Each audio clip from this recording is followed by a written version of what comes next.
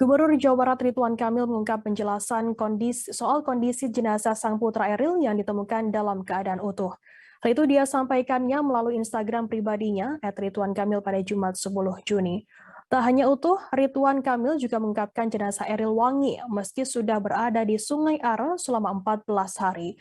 Gubernur Jawa Barat Ridwan Kamil ini merasa bersyukur jenazah putranya Emril Han Mumtaz yang hanyut di Sungai Are, Bern, Swiss telah ditemukan utuh.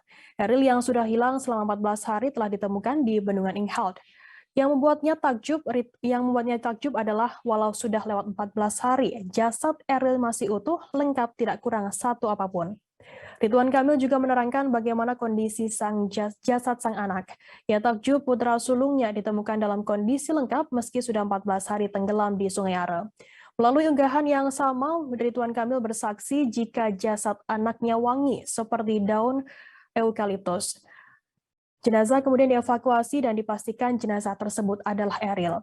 Setelah ditemukan, Ridwan Kamil langsung terbang ke Swiss untuk menjemput sang putra. Melalui unggahannya, Ridwan Kamil juga menjelaskan jika jenazah Eril akan tiba di Indonesia pada Minggu 12 Juni nanti.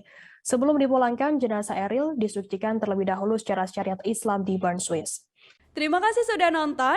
Jangan lupa like, subscribe, dan share ya.